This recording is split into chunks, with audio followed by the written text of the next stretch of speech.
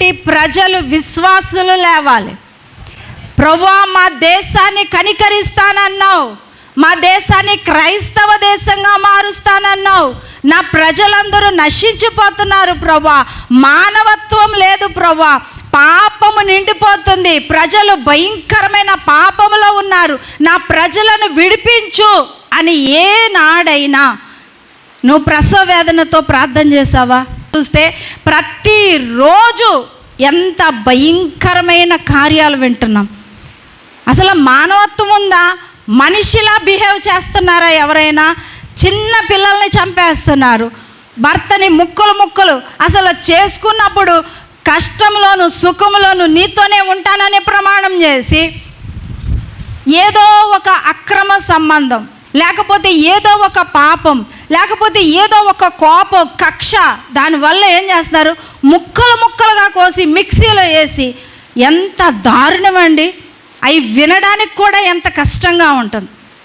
లోకమెట్టి వెళ్ళిపోతుంది అర్థం కావట్లేదు. చిన్న పిల్లలు, ఆడపిల్లలు బయటికి వెళ్తున్నారు అని అంటే వాళ్ళు తిరిగి వచ్చేదాకా తల్లిదండ్రులకి ఒకటే వేదన పెరిగిపోతుంది. భయంకరమైనటువంటి కక్షలు సాధించుకుంటున్నారు. దానికి కారణం ఏంటి? నువ్వు నేను హ్యాపీగా భోజనం తిన్నామా, మన ఫ్యామిలీ బాగుందా, నేను నిజమైన దేవుణ్ణి నమ్ముకున్నాను, ఇక్కడితో నా జీవితం అయిపోయింది, చాలు, నాకు పరలోక రాజ్యం ఉంది అనుకుంటున్నావు. కానీ ఏలియా ఏం చేస్తున్నాడు తెలుసా? అక్కడ రోషంగా మాట్లాడాడు నిజమైన దేవుణ్ణి బయలుపరచటాన్ని. కానీ వర్షం కురిపించడం కోసం ఏం చేస్తున్నాడు తెలుసా? పైకెక్కి, కర్మేలు పర్వతం పైకెక్కి నేల మీద పడి 2 కాళ్ళ మధ్య తన తల పెట్టి గర్భ వేదనతో ప్రార్థన చేస్తున్నాడు. వర్షం కురిపించు, నా ప్రజలను కనికరించు. ఈరోజు మనం ప్రార్థన చేయకపోవడం వల్లే ఎంతోమంది యవనస్తులు పాపానికి వెళ్ళిపోతున్నారు, ఎంతోమంది స్త్రీలు హత్యలకి గురవుతున్నారు, పురుషులు హత్యలకి గురవుతున్నారు. అక్క చెల్లెల మధ్యలో ప్రేమ లేదు, ఎవరి మధ్యలో, భార్యాభర్తల మధ్యలో ప్రేమ లేదు, ఎవరిని నమ్మడానికి లేని జీవితంలాగా ఉంది మనది.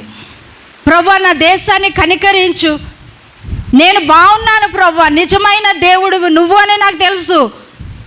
అక్కడితోటి అయిపోయింది అనుకుంటున్నావు. కాదు, క్రైస్తవులకి ఉన్నది చాలా పని దేవుడు అప్పగించాడు. నువ్వు ప్రసవ వేదన పడాలి, నీ పిల్లల కోసం, మన దేశం కోసం ప్రసవ వేదన పడాలి. ఏ దేశంలోనూ జరగని భయంకరమైన కార్యాలు మన ఇండియాలో జరుగుతున్నాయి. మనకి ఏమీ పట్టదు. ఆదివారం వచ్చాం, ప్రార్థనలో కూర్చున్నాం, వెళ్ళిపోయాం. నువ్వు ప్రార్థన చేస్తే దేవుడు కడవరి వర్షాన్ని మనుష్యులందరి మీద నా ఆత్మను కుమ్మరిస్తానని దేవుడు వాగ్దానం చేశాడు. ఆ వాగ్దానాలన్నీ నెరవేర్చబడాలి అని అంటే నువ్వు ఆ వాగ్దానాన్ని ఎత్తిపట్టి ప్రార్థన చేయాలి. ప్రభువా, ఆకాశాన్ని తెరువు ప్రభువా, నీ ఆశీర్వాదపు వర్షాన్ని కుమరించు, పాపం విస్తరిస్తుంది ప్రభువా, కనికరించు, నా ప్రజల్ని క్షమించు అని నువ్వు ప్రార్థన చేస్తే అంతలోనే దేవుడు ఏం చేస్తాడో తెలుసా? ప్రపంచాన్ని తల్లకిందులు చేస్తాడు. భారతదేశాన్ని క్రైస్తవ దేశంగా మనం చూస్తాం. మన దినాల్లోనే మనము చూడాలి అని అంటే అందరూ ఒక్కొక్కరు ఒక్కొక్క ఏలియాలాగా ప్రార్థన చేయాలి. చూడండి ఎన్ని కార్యాలండి. అసలు న్యూస్ వినాలన్నా చదవాలన్నా ఎంత బాధ అవుతుందో. సిలిండర్లో పెట్టేసిందంట. అసలు ఆ సిలిండరు అది ఎంత ఉంటుంది, హోల్ ఎంత ఉంటుంది చెప్పండి. ఆ ముక్కలు అందులో పెట్టిందంటే ఆ మహాతల్లికి ఎలా వచ్చిందో ఆ ఆలోచన. హార్పిక్ ఎక్కించిందంట.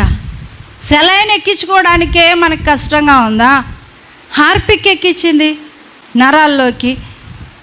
ఏంటిది అసలు? ఎక్కడి నుంచి వస్తుంది ఈ ఆలోచన? అపవాది చూడండి మనిషిని ఎంత భయంకరంగా వాడుకుంటున్నాడు. ఎందుకు అలా వాడుకుంటున్నాడు? మనం ప్రార్థన చేయక. ఏలియాలాగా మనం కూడా ప్రసవ వేదనతో ప్రార్థన చేస్తే దేవుడు మన దేశాన్ని కనికరిస్తాడు. ఏలియా మన వంటి స్వభావం కలిగిన మనుష్యుడే. ఎలా ప్రార్థన చేశాడంట? ఆసక్తితో ప్రార్థన చేశాడు.